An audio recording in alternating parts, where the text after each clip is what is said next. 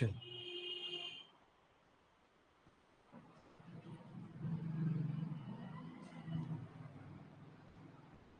कल हमने अकाउंटिंग के अंदर चर्चा की थी, ठीक है। कल अकाउंट्स वाला टॉपिक पढ़ रहे थे, तो अकाउंटेंसी के अंदर टॉपिक आता है वाउचर का। नहीं, इसमें यूनिट नंबर 1 नहीं है। पीवीसी टीआरई कॉमर्स में 3 टॉपिक रहते हैं, उसमें अकाउंट, बीएसटी और ईपीएस, ठीक है। तो अकाउंटेंसी का एक टॉपिक, अकाउंटेंसी का मैंने शुरू किया है। अकाउंटेंसी में एक टॉपिक होता है वाउचर, जो कि आपकी क्लास 11th में कल उसको समझाया था। कल उसी के पीडीएफ गए होंगे आपके पास, सारे ग्रुप में मैंने भेजा था, और वीडियो को मैंने यूट्यूब पे भी अपलोड किया, यूट्यूब पे भी दिया था, पीडीएफ भी गया होगा, ठीक है। अच्छा कोई बात नहीं, मैं वो सेंड कर दूंगा। तो वाउचर कल हमने बताया था, वाउचर की चर्चा हमने इस पर की है, ठीक है। इसी तरह से जब अकाउंटिंग एंड फाइनेंस की हम बात करते हैं, जब अकाउंटिंग एंड फाइनेंस की बात करेंगे, थोड़ा सा अकाउंटेंसी से अगर अपर लेवल पर जाने की बात करते हैं, तो वहां पर एक टॉपिक हमारा आता है बनकर के, कौन सा, वहां पर एक टॉपिक बनकर आता है हमारा वहां पर टॉपिक बन के आता है इन्वेंट्री कंट्रोल टेक्निक्स की। इन्वेंट्री कंट्रोल किसकी बात आती है? इन्वेंट्री कंट्रोल किसकी बात आती है? इन्वेंट्री कंट्रोल की। तो हेडिंग बनाइएगा इन्वेंट्री कंट्रोल, हेडिंग बनाइएगा इन्वेंट्री कंट्रोल, इन्वेंट्री कंट्रोल, ठीक है। इन्वेंट्री कंट्रोल, इन्वेंट्री का मतलब जानते हैं ना मनीष बाबू? इन्वेंट्री का मतलब,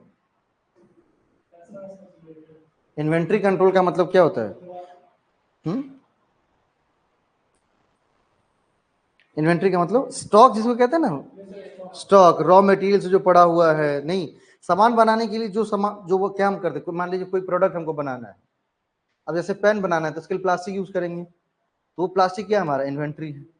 तो इन्वेंट्री को कंट्रोल कैसे करना है, उसके लिए एक टेक्निक्स लगाते हैं, इन्वेंट्री को कंट्रोल कैसे करना है, क्योंकि इन्वेंट्री तो है, अगर उसको सही तरह से कंट्रोल नहीं किए ना, तो फिर उसका इफेक्ट आपको क्या पड़ेगा? आपके प्रॉफिट पर सीधा उसका असर पड़ता है। क्यों?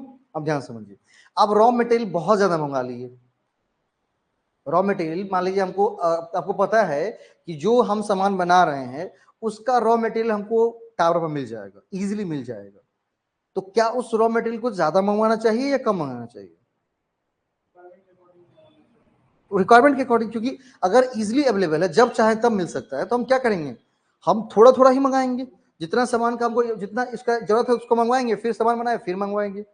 लेकिन आपको पता है कि जो हम सामान बना रहे हैं उसका रॉ मटेरियल बहुत दूर से आएगा, हमारा ट्रांसपोर्टेशन ज्यादा लगेगा, तो आप ये चाहते हो कि कुछ ज्यादा ही मंगवा ले, क्योंकि मान लीजिए कि हम एक बार 500 किलो मंगवाए, 1000 किलो मंगवाए, ट्रक एक ही लगना है, ट्रक एक ही लगना है, तो ट्रक एक ही लगना है, अब ट्रांसपोर्टेशन बहुत ज्यादा लग रहा है, तो 500 की जगह आप क्या सोचते हैं? चलो 1000 केजी मंगवा लेते, क्या मानते हैं? 1000 केजी मंगवा लेते, इसको कहते हैं इन्वेंट्री कंट्रोल। तो ये सोचना पड़ेगा आपको, थिंक करना पड़ेगा। अब किसी की वैल्यू बहुत ज्यादा है, वैल्यूबल गुड्स है, जो रॉ मटेरियल आपका है बहुत ज्यादा हाई वैल्यू वाला है, तो हाई वैल्यू है, तो आपको ये भी देखना पड़ेगा ना जेबी में पैसा कितना है। हाई वैल्यू है और पैसा नहीं है, तभी भी कर्ज लगा के लगा दिए, तो लोन लेकर के लगा देंगे, यही फाइनेंस मैनेज करता है। ये टॉपिक अगर हम बात करेंगे तो ये फाइनेंस का है, लेकिन इसको अकाउंटिंग एंड फाइनेंस के साथ मैनेज किया गया। ये सीधा सीधा अगर हम अपने नेट में बात करें तो ये सीधा यूनिट नंबर 4 में आपका आग टपेगा, क्योंकि फाइनेंस का मतलब, बिजनेस फाइनेंस का मतलब कि हमारे पास जो पैसा है, हमारे पास जो मनी है, उसको मैनेज कैसे करना है। लेकिन क्या करता है बीपीसीटीआरई में, इसको घुमा कर क्वेश्चन इसके भी पूछ लिया गया है 2 बार, इन्वेंट्री कंट्रोल का। तो ये अकाउंटिंग एंड फाइनेंस को सोच कर क्या कर रहा है, इस टॉपिक को पूछ रहा है, तो उसको मैनेज कैसे करना है, इस चीज का ध्यान रखना है। उसको मैनेज करने इसके हमको इन्वेंट्री कंट्रोल की हमको क्या पढ़ने, टेक्निक्स पढ़ने, क्या पढ़ने हमको? टेक्निक्स के बारे में पढ़ना है ना। इसीलिए मैंने टॉपिक का नाम दिया कौन सा? इन्वेंट्री कंट्रोल टेक्निक्स, TECHNIQUES, ठीक है ना, इन्वेंट्री कंट्रोल टेक्निक्स। इसका टॉपिक का क्या नाम हो जाएगा? इन्वेंट्री कंट्रोल टेक्निक्स, है ना। अब इसके अंदर अलग अलग टेक्निक्स हैं, उसको हम जानेंगे। जैसे पहला नाम लिखेंगे, फर्स्ट, पहली टेक्निक है जिसका नाम है ABC एनालिसिस। कौन सी analysis? ABC analysis. Inventory control के अंदर जो पहला आता है वो कौन सी आती है? ABC एनालिसिस आती है। कौन सी आती है? ABC एनालिसिस आती है। कौन सी आती है? ABC एनालिसिस आती है। ठीक है, ABC एनालिसिस का मतलब होता है, इसका फुल फॉर्म होता है ABC का ऑलवेज बेटर कंट्रोल। लिख लेंगे, always better control, always better control techniques analysis. Inventory control technique analysis के अंदर ऑलवेज बेटर कंट्रोल। एबीसी का क्या फुल फॉर्म क्या है? Always better control. नहीं, कंट्रोल कैसा होना चाहिए? ऑलवेज, हमेशा हमेशा बेटर कंट्रोल रखना, बना के रखना। क्या करना है? बेटर कंट्रोल बना करके रखना है, ऑलवेज बेटर कंट्रोल। ठीक है ना? लेकिन इसके तहत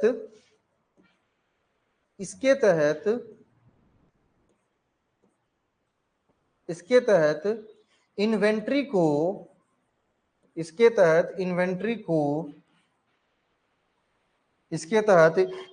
को उसके वैल्यू और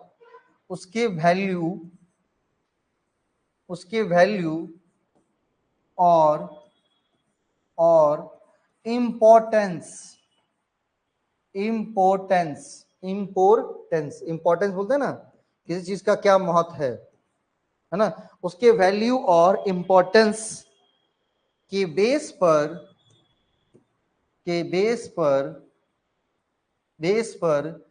3 कैटेगरी में बांटा जाता है।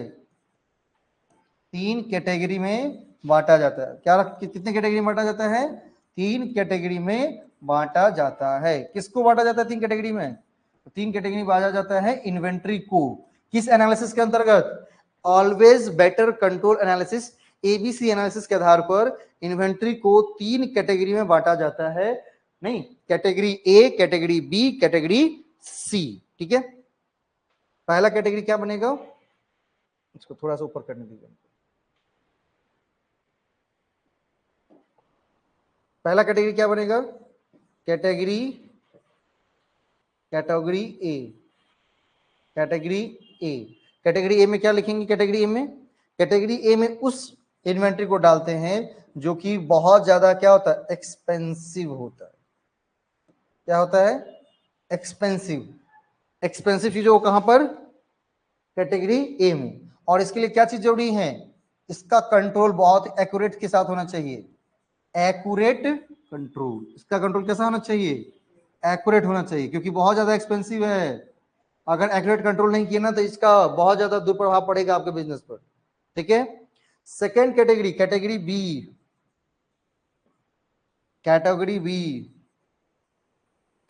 बी, जो ना ही ज्यादा बहुत कम प्राइस है और ना ही उसका वैल्यू ज्यादा है, ना ही उसका वैल्यू कम है। मतलब मॉडरेट वैल्यू, ना ही ज्यादा है और ना ही कम है। तो इसका कंट्रोल भी कैसा होना चाहिए? मॉडरेट होनी चाहिए। जो चीज जितना, सुनिए ध्यान से, अभी लिखिए मत, जो चीज जितना क्या हो, जितना वैल्यू हो, उसका कंट्रोल उतना ही होना चाहिए, अच्छे से होना चाहिए। अगर बहुत ज्यादा एक्सपेंसिव है, उसका कंट्रोल उतनी ही ध्यान से करेंगे। जो ना ज्यादा बहुत हाई प्राइस वाला है, ना कम प्राइस वाला है, उसका उसी तरह से कंट्रोल करें। जैसे हम कैमरे का कंट्रोल, भाई 1 लाख का है, तो उसका क्या करते हैं? उसका बहुत ज्यादा एक्यूरेट कंट्रोल रखते हैं। हमेशा कैमरे पर नजर बढ़ाए रहते, कोई आदमी हाथ ना मार दे एक बार, क्योंकि उसकी लेंस की कीमत है सब उसमें। मशीन से ज्यादा किसकी कीमत है? लेंस की कीमत है। थोड़ी सी भी डैमेज हुई, खराब हो जाएगा पूरा। थोड़ा सा भी गंदा हुआ, खराब हो जाएगा। डस्ट सबसे, धूल से बचा कर, क्योंकि भाई सबसे ज्यादा एक्सपेंसिव आइटम है। उसके बाद एक्सपेंसिव आइटम बोर्ड है, भाई 2 लाख का है, तो उसको ध्यान रखते हैं। अब कुछ ऐसी वस्तुओं को लेते हैं, जैसे मान लीजिए कि हम अपने पीसी, लैपटॉप, ना ही ज्यादा क्या है, बहुत ज्यादा हाई वैल्यू नहीं, बहुत कम वैल्यू है, तो उसका मॉडरेट कंट्रोल रखते हैं। और चेयर सबसे कम प्राइस है ना, कोई तोड़ भी देता है तो कुछ नहीं कहते, जब चल ठीक है, टूट गया, कोई बात नहीं, 200 रुपया लगेगा, चेंज कर देंगे। ठीक है, तो कैटेगरी ए में किस वस्तु को रखेंगे? एक्सपेंसिव वस्तु को रखेंगे, और उसका कंट्रोल कैसा होना चाहिए? एक्यूरेट होना चाहिए।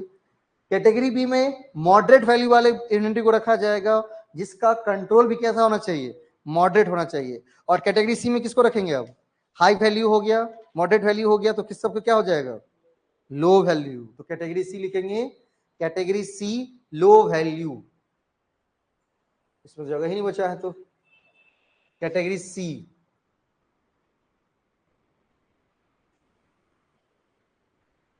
देखिए कोशिश करते हैं, तो हमको छोटा छोटा लिखना पड़ेगा तभी जाकर के होंगी, बड़ा बड़ा लिख देते हैं बोर्ड पर।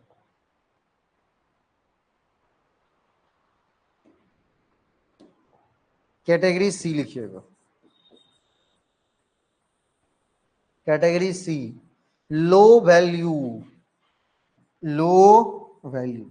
अब भाई वैल्यू लो है तो कंट्रोल कैसा होगा, हाँ लो, मिनिमम, मिनिमम कंट्रोल, क्या लिखेंगे, मिनिमम कंट्रोल। समझ गए बात अमरजीत बाबू, समझे, हाँ क्या समझे कि अपना जो स्टॉक है, रॉ मटेरियल है, उसका कंट्रोल कैसे करना है। तो अगर हम एबीसी एनालिसिस के अंतर्गत बात करते हैं तो इसके अंतर्गत 3 कैटेगरी बनाई जाती है, किस आधार पर, तो उस इन्वेंट्री के वैल्यू के आधार पर, उस इन्वेंट्री के इंपॉर्टेंस के आधार पर। कैटेगरी ए में एक्सपेंसिव, जिसका एक्यूरेट कंट्रोल, कैटेगरी बी में मॉडरेट वैल्यू, कैटेगरी सी में लो वैल्यू, जिसका मिनिमम कंट्रोल। क्लियर, चलिए नेक्स्ट लिखिएगा 2, दूसरा नंबर, एबीसी एनालिसिस लिख लिया ना, अब 2 लिखिए, वेद एनालिसिस। वेद पढ़ते हैं, VED, वेद, वेद एनालिसिस, वेद एनालिसिस, कौन सी एनालिसिस, वेद एनालिसिस, कौन सी एनालिसिस, वेद एनालिसिस।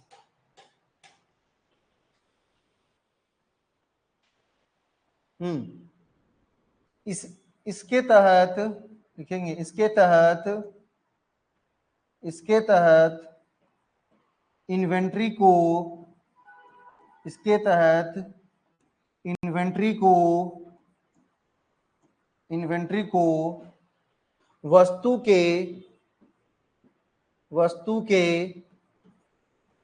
के प्रोडक्शन प्रोसेस में उपयोग के आधार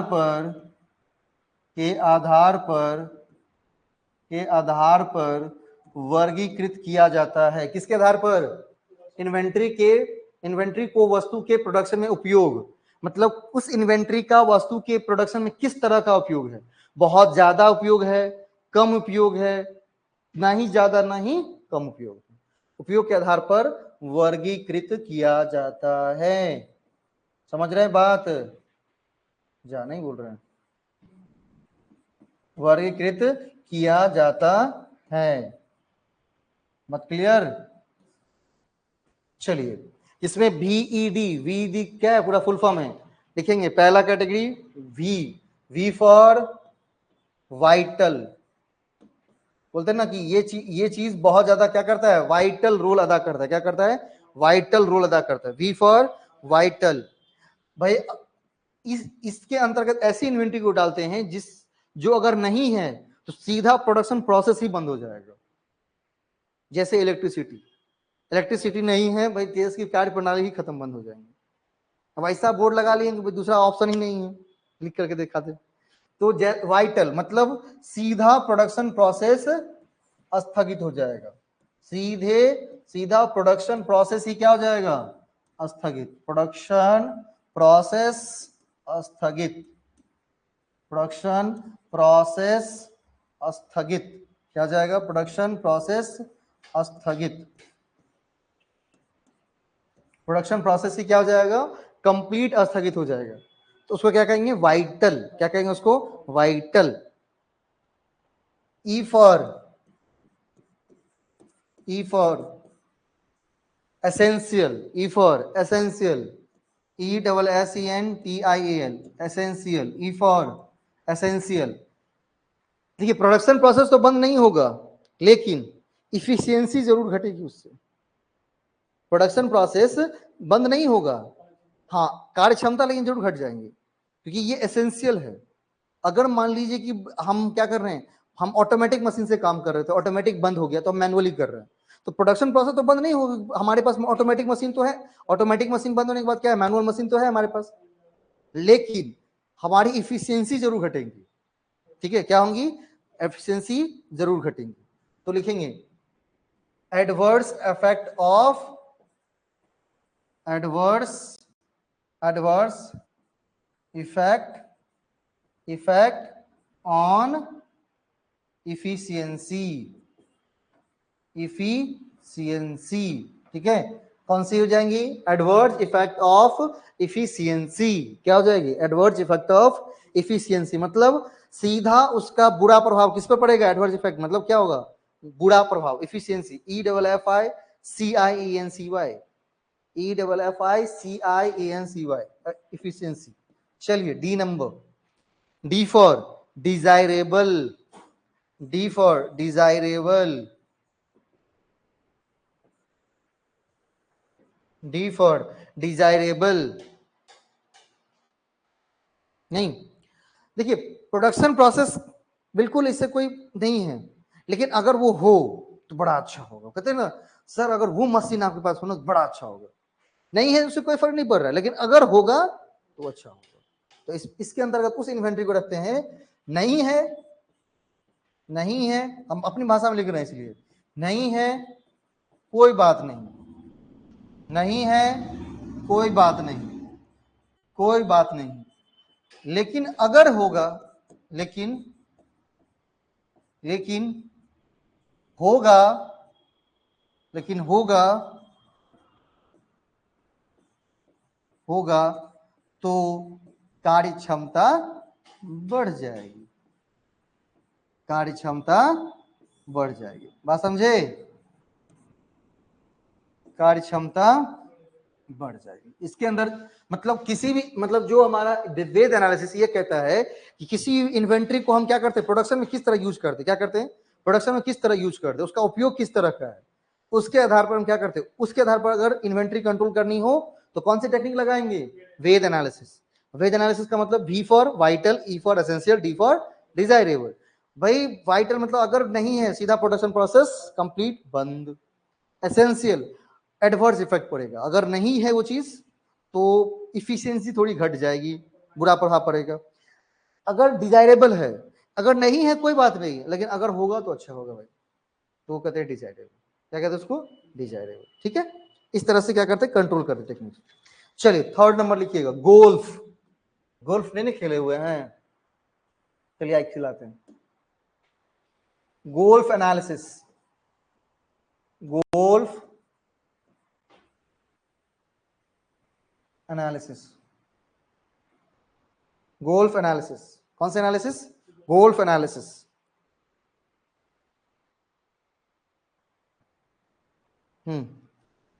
इसके तहत, इसके तहत इन्वेंट्री को, इन्वेंट्री को सप्लाई के आधार पर, किस आधार पर, सप्लाई, सप्लाई के आधार पर, के आधार पर वर्गीकृत किया जाता है, ठीक है, किसके आधार पर, सप्लाई के आधार पर वर्गीकृत किया जाता है, सप्लाई के आधार पर वर्गीकृत किया किसके में जाता है, गोल्फ एनालिसिस में। सबका हम बेसिस भी लिखवा दे रहे हैं ताकि कहीं भी आपको दिक्कत नहीं होगी, ठीक है, इसमें G फॉर लिखना है, G for government, government controlled supply, government controlled supply, controlled supply मतलब जिस इन्वेंट्री का सप्लाई जो है वो गवर्नमेंट के कंट्रोल्ड में है, किसके कंट्रोल में है, गवर्नमेंट के कंट्रोल में, जैसे बालू, रेत, कोयला, ये सब अगर मान ले आपको माइनिंग दिया भी गया तो आप जितना उसने परमिशन दिया उतना ही निकाल सकते हैं ना, ये क्या है, गवर्नमेंट कंट्रोल सप्लाई है। दूसरा होता है ओ का मतलब क्या होगा, ओपन मार्केट सप्लाई, इसमें गवर्नमेंट का इंटरवेंशन कुछ भी नहीं है, ओपन मार्केट में है, जितना आप चाहो ले सकते हो, open market supply, open market supplies, ठीक है। तीसरी L for local market supply, आपके लोकेलिटी में है, मतलब आपके लोकल मार्केट में ही कोई सप्लायर बैठा हुआ और उस वस्तु को क्या कर रहा है, सप्लाई कर रहा है। जैसे मान लीजिए कि हम मखाने का खीर मतलब मखाने का ओट्स बना के बेचना चाहते हैं, तो वो क्या हमारा लोकल मार्केट सप्लाई है। एंड एफ का मतलब foreign market supply, foreign market supply किसमें आ जाएगा, फॉरेन मार्केट सप्लाई। गोल्फ खेलिए ना, क्या बोला, इन्वेंट्री को उसके सप्लाई के आधार पर क्या किया जाता है, वर्गीकृत किया जाता है। किसमें, गोल्फ एनालिसिस में। किसमें, गोल्फ एनालिसिस में। किसमें, गोल्फ एनालिसिस में। G for government control supply, O for open market supply, L for local market supply and F for foreign market supply। ठीक है, चलिए किस किस के आधार पे हो गया, वैल्यू इंपॉर्टेंस के आधार पे हो गया, वैल्यू इंपॉर्टेंस के आधार पे हो गया। उसके बाद प्रोडक्शन प्रोसेस में उपयोग के आधार पे हो गया, इसका किसके आधार पे हो गया, सप्लाई के आधार पे हो गया। चलिए अब लिखिएगा उपलब्धता के आधार पर, अवेलेबिलिटी है नहीं, चौथा होगा ना, लिखिएगा SDE एनालिसिस। कौन सी analysis, SDE analysis, SDE analysis, SDE analysis किसमें हो जाएगा, SDE एनालिसिस किसमें हो जाएगा, SDE एनालिसिस लिखेंगे। इसके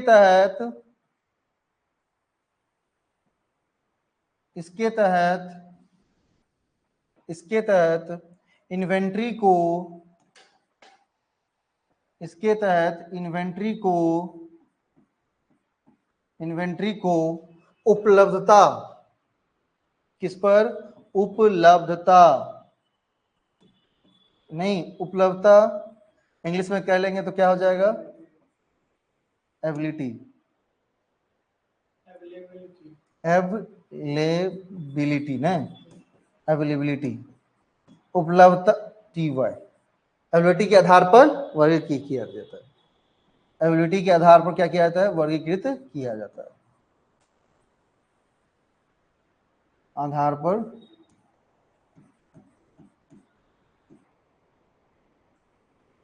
वर्गीकृत किया जाता है, एबिलिटी के आधार पर वर्गीकृत किया जाता है।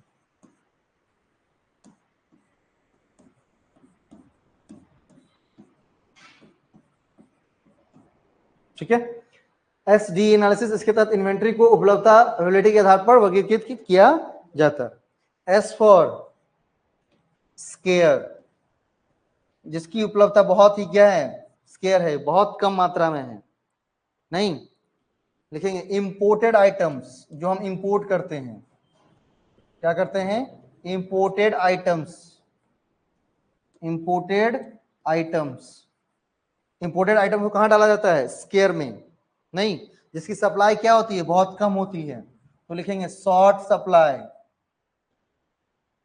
शॉर्ट सप्लाई क्या हो जाएगा, उसकी सप्लाई बहुत क्या है, शॉर्ट है, शॉर्ट सप्लाई।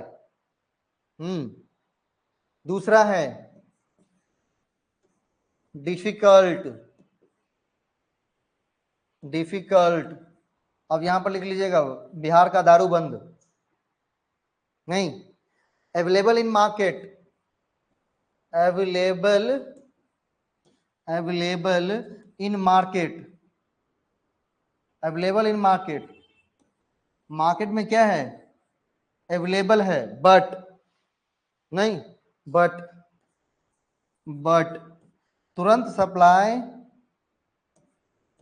तुरंत सप्लाई नहीं होगा।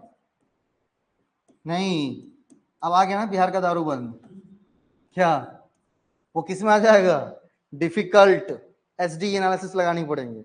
अब मान लीजिए आपके घर पे बाराती आई, ठीक है, और कहा कि दारू का क्या कर दीजिए, इंतजाम कर दीजिए वो दिन में, तो मार्केट में तो अवेलेबल है, लेकिन क्या है, डिफिकल्ट है ना, हाँ, तो उसको क्या हो जाएगा, D डिफिकल्ट।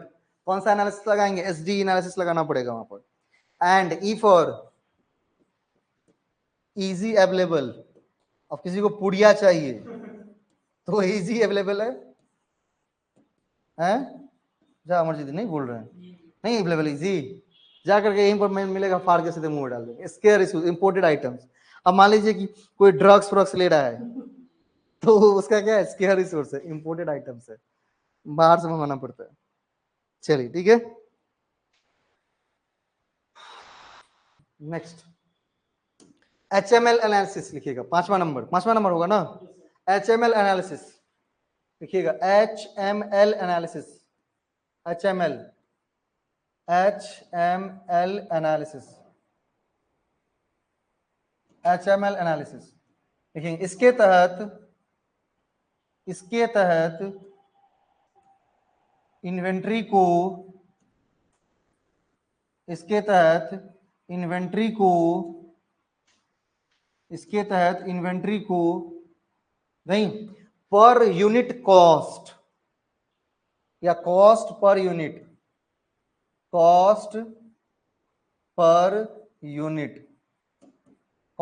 का मतलब जानते हैं ना, नहीं, प्रति वस्तु, हाँ लागत, हाँ प्रति वस्तु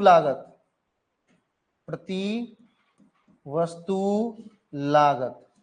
अब जैसे मान लीजिए कि 500 केजी मंगवा रहे हैं और उसका दाम कितना ले रहा है, 1000 रुपया ले रहा है, तो 1 केजी का कितना ले रहा है, 2 रुपया, तो ये क्या हो गया, पर यूनिट कॉस्ट। वहां पर यूनिट क्या केजी में है, मान लीजिए 100 पीस ले रहे हैं, उसका दाम ले रहा है 10,000 रुपया, तो एक पीस का कितना 1000 रुपया ले रहा होगा, या सॉरी 100 रुपया ले रहा होगा, है ना। तो पर यूनिट कॉस्ट प्रति वस्तु लागत के आधार पर वर्गीकृत किया जाता है, पर लागत के आधार पर वर्गीकृत किया जाता है, मतलब इसमें क्या हो जाएगा, per unit cost.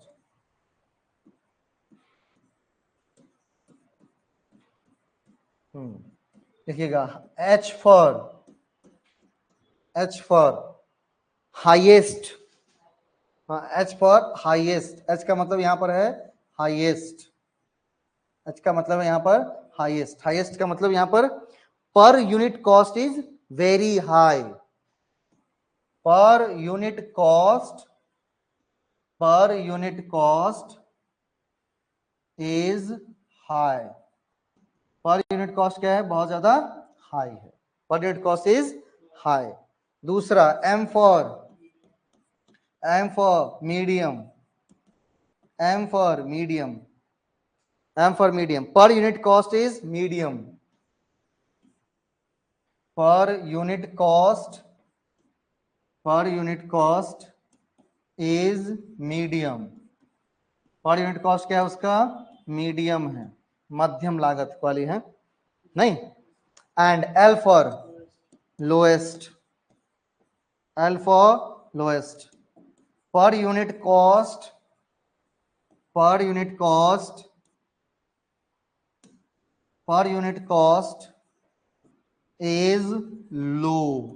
Cost is low, clear.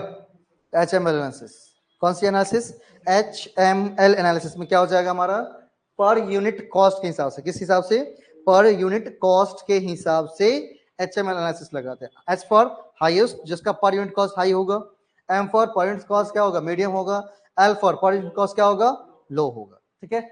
Next analysis लिखिएगा, 6ठा नंबर, थक गए क्या, थकावट हो गई क्या, नहीं ना। चलिए FSND एनालिसिस,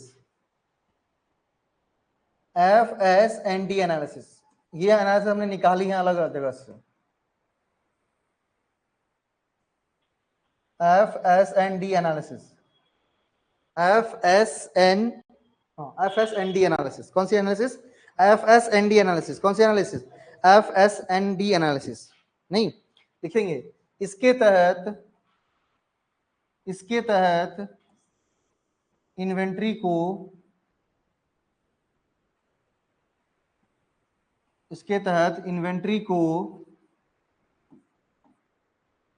उसके मूवमेंट के हिसाब से, तो उसकी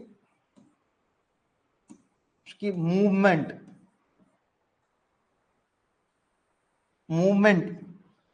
के आधार पर वर्गीकृत किया जाता है, किस आधार पर, मूवमेंट के आधार पर,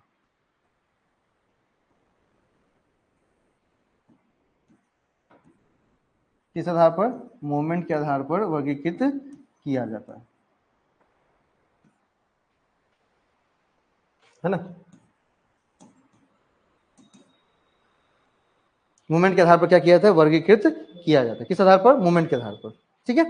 अब जैसे क्वेश्चन सुनते होंगे कि देखिए कहता है कि सर वो सामान नहीं लाते हैं, अरे नहीं लाते हैं, बहुत दिन बाद बिकता है उसका, मतलब उसका जो मूवमेंट है बहुत स्लो है, नहीं अब कुछ चीज लाया फटाक से बिक गया, तो दुकानदार कैसा सामान रखेगा, आप कैसे सामान रखेंगे, जो लाया और बिक गया, तो जिसकी मूवमेंट होगी, तो कुछ FSND का लिखना शुरू करेंगे। एफ का मतलब हो गया, एफ का मतलब लिखिएगा, एफ का मतलब fast moving items, fast moving items, fast moving item. तो हम सबसे पहले किस पे ध्यान देंगे, फास्ट मूविंग आइटम्स पे ध्यान देंगे। क्या कहेंगे, फास्ट मूविंग आइटम्स, मतलब जिसका कंजम्पशन बहुत शॉर्ट पीरियड में होता रहता है। अब जैसे क्या होगा कि मतलब पानी पूरी खाए खत्म, कल लाए फिर खत्म, फिर लाए खत्म। अब बड़ा पैकेट क्या है, टाइम लगेगा ना खत्म होने में। अब 12 रुपए का पैकेट है तो खत्म होगा, तो देखेंगे ज्यादा लोग बड़ा पैकेट नहीं लाते, छोटा छोटा पैकेट लाते। क्यों, क्योंकि इसका जो कंजम्पशन है वो फास्ट मूविंग है। तो फास्ट मूविंग आइटम्स का मतलब जिसका कंजम्पशन बहुत कम समय में बार बार होता रहता है, ठीक है। उसके बाद है फास्ट मूविंग आइटम्स लिखेंगे, consumed consumed consumed in short span of time, consumed in, हाँ शॉर्ट नहीं, शॉर्ट स्पैन ऑफ टाइम लिखिए। हम इसको बार इसलिए लिखवाते हैं ताकि समझ में आए, शॉर्ट स्पैन ऑफ टाइम, क्योंकि कॉमर्स में ये चीज लिखा रहता है, शॉर्ट स्पैन ऑफ टाइम। अब जैसे ही शॉर्ट स्पैन ऑफ टाइम लिखते हैं तो आप कंफ्यूज होते हैं, शॉर्ट स्पैन ऑफ टाइम का मतलब क्या, short period, short period is also called short span of time. अब ये क्या थोड़ी लॉजिकल वर्ड है इसीलिए मैंने लिखा इसका, ठीक है। शॉर्ट स्पैन ऑफ टाइम का मतलब short period is called to short span of time, मतलब कम समय अंतराल। शॉर्ट स्पैन का मतलब कम समय अंतराल में कोई भी चीज अगर कंज्यूम हो जाती है तो वो क्या होंगी, फास्ट मूविंग आइटम्स कहलाएंगी। चलिए एन फॉर, नहीं F, sorry F, F sorry FNSD होगा, तो फिर FNSD हो जाएगा, क्योंकि एफ के बाद फास्ट मूविंग के बाद लिखना है नॉर्मल मूविंग का। हाँ एन फॉर नॉर्मल मूविंग, क्या हो जाएगा, नॉर्मल मूविंग। कभी कभी भूल जाते हैं इतना कॉन्सेप्ट। एफ फास्ट मूविंग, हाँ normal moving, normal moving item, normal moving items क्या जाएगा, नॉर्मल मूविंग आइटम्स क्या जाएगा, नॉर्मल मूविंग आइटम्स हो जाएगा। लिखेंगे कंज्यूम्ड, कंज्यूम्ड, कंज्यूम्ड है ना, consumed over a period of time, मतलब जैसे 1 महीना में, 2 महीना में, ओवर नहीं, over a period of time, नहीं कि मतलब 2 महीना में, 3 महीना चलेगा। जैसे आप मान लीजिए कि आप एक बड़ा फाइल ले लिए जिसका कोलगेट का, अकेले हैं तो 2-3 महीना चलता है ना। जैसे सिलेंडर ले लिए 15 लीटर का, अब एक व्यक्ति तो 6-6 महीने चल जाता है, तो उसको क्या कहेंगे, consumed a period of time. वो 1 साल हो सकता है, मतलब 1 साल के भीतर, 1 साल वाला। उसके बाद कौन सा होता है, slow, S, slow moving item, slow moving items, slow moving items, consumed, consumed over a period, over a period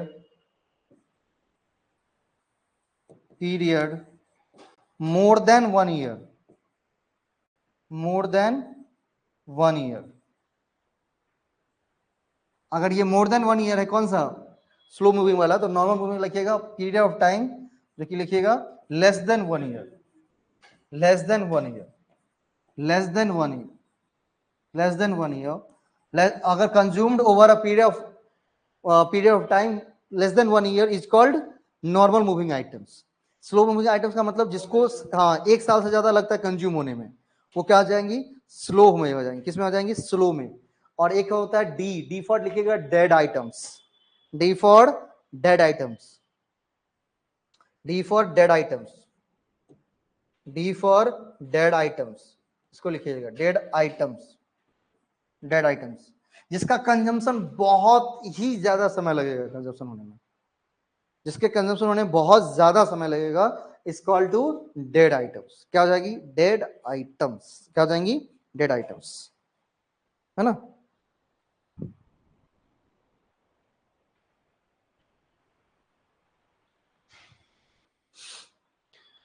लिखिएगा नेक्स्ट, 7वां नंबर होगा ना।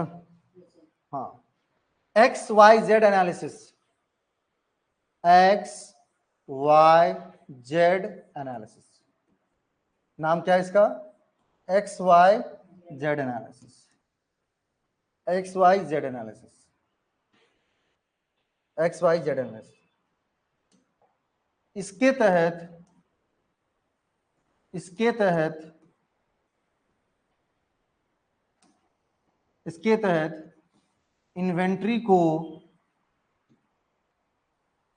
इसके तहत इन्वेंट्री को closing closing value closing value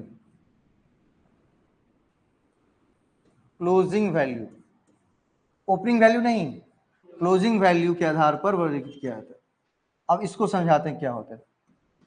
closing value के आधार पर वर्गीकृत किया जाता है। क्लोजिंग वैल्यू के आधार पर वर्गीकृत किया जाता है।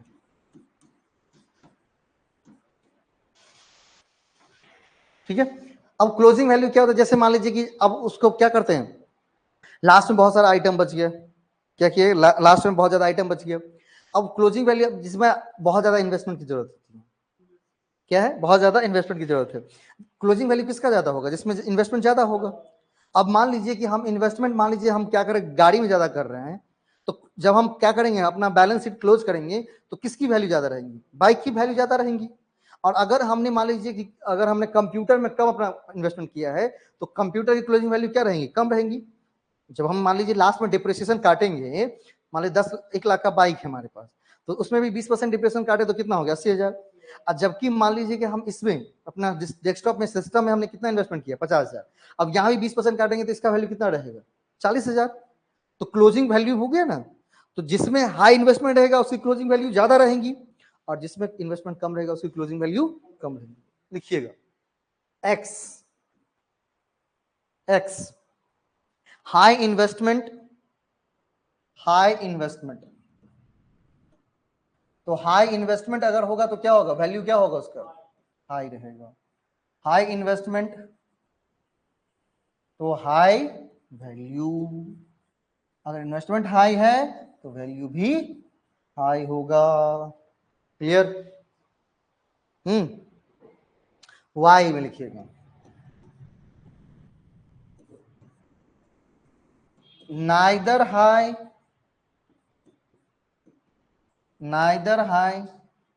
नॉर लो, ना ही ज्यादा ना ही कम, उसको कहते हैं नाइदर हाई नॉर लो, है ना।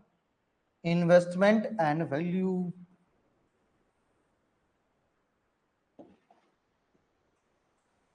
अच्छा, हम एक बार लास्ट में आपसे प्रश्न करेंगे इसी के बाद। Neither high nor value nor low investment and value. अच्छा, एक बात कहिए, हमने लिखा है हाई इन्वेस्टमेंट हाई वैल्यू। चलिए पहले इसको लिख दो, जेड को लिख लेते तब लिखिएगा। लो इन्वेस्टमेंट लो वैल्यू, लो इन्वेस्टमेंट लो वैल्यू। अच्छा, एक बात बताइए कि हमने लिखा हाई इन्वेस्टमेंट हाई वैल्यू, लो इन्वेस्टमेंट लो वैल्यू। तो अब ये बताइए आप कि अगर मैं आपसे पूछूं कि इन्वेस्टमेंट और वैल्यू के बीच क्या संबंध है? नहीं, इन्वेस्टमेंट और वैल्यू के बीच कैसा संबंध है? कोरिलेशन में संबंध निकालते हैं ना, कोरिलेट करते हैं ना चीजों को, कोरिलेशन संबंध निकालते हैं ना। तो अगर कहा कि हाई इन्वेस्टमेंट हाई वैल्यू, लो इन्वेस्टमेंट लो वैल्यू, तो अब हम आपसे प्रश्न पूछते हैं कि इन्वेस्टमेंट और वैल्यू के बीच कैसा संबंध है? प्रत्यक्ष संबंध है या अप्रत्यक्ष संबंध है? प्रत्यक्ष संबंध है। क्या संबंध है? प्रत्यक्ष संबंध है। नहीं, तो हम किसको कैसे डिनोट करेंगे? I alpha V, I alpha V, मतलब ये डायरेक्ट संबंध हुआ था, मतलब इन्वेस्टमेंट एंड वैल्यू के बीच क्या संबंध है, डायरेक्ट। अगर इनडायरेक्ट संबंध बताने की बात होती तो उल्टा, आई अल्फा 1/v। समझे, ये हम क्या सिखा रहे हैं आपको, अनुपात और समानुपात समझा रहे हैं। क्या समान समझा रहे हैं, अनुपात और समानुपात समझा रहे हैं। अच्छा ठीक है, चलिए एक चीज तो ये क्लियर हो गया, कैसा संबंध है, डायरेक्ट संबंध है, तो आई अल्फा भी हो जाएगा। चलिए उसके बाद हम पूछते हैं क्या पॉजिटिव है निगेटिव है, कैसा संबंध है, पॉजिटिव संबंध है निगेटिव संबंध है, पॉजिटिव संबंध है, क्योंकि हाई इन्वेस्टमेंट हाई, लो इन्वेस्टमेंट लो। अच्छा अगर ऐसा होता कि हाई इन्वेस्टमेंट लो वैल्यू तो निगेटिव संबंध था।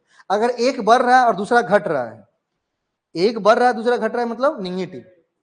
अच्छा दोनों बढ़ रहे हैं तो पॉजिटिव, अच्छा दोनों घट रहे हैं तो, दोनों घट रहे हैं तो तभी पॉजिटिव, दोनों बढ़ रहे हैं तभी पॉजिटिव, दोनों घट रहे हैं तभी पॉजिटिव, एक बढ़ रहा है एक घट रहा है तो निगेटिव। याद रखिएगा, दोनों बढ़ रहे हैं पॉजिटिव, दोनों घट रहे हैं पॉजिटिव, एक बढ़ रहे हैं एक घट रहे हैं निगेटिव।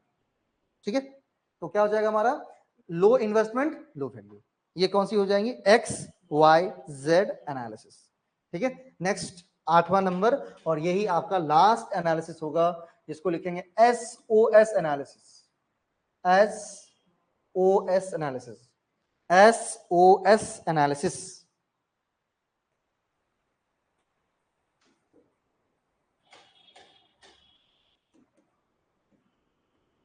लिखेंगे इसके तहत, इसके तहत, इसके तहत इन्वेंट्री को, इसके तहत इन्वेंट्री को, इसके तहत इन्वेंट्री को सीजन के आधार पर, नहीं सीजनल बोलते ना, सीजन मतलब सीजनल, इन्वेंट्री को SEA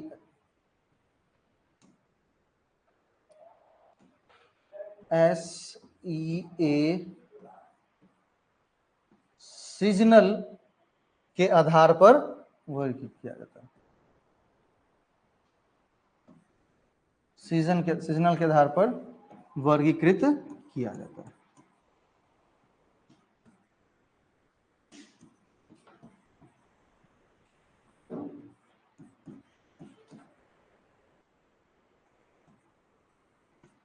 इसके आधार पर, सीजनल के आधार पर वर्गीकृत किया जाता है। इसके तहत इन्वेंट्री को क्या किया जाता है, सीजनल के आधार पर वर्गीकृत किया जाता है। जैसे एस का मतलब लिखिएगा, इसमें एस है ना, एस का मतलब है सीजनल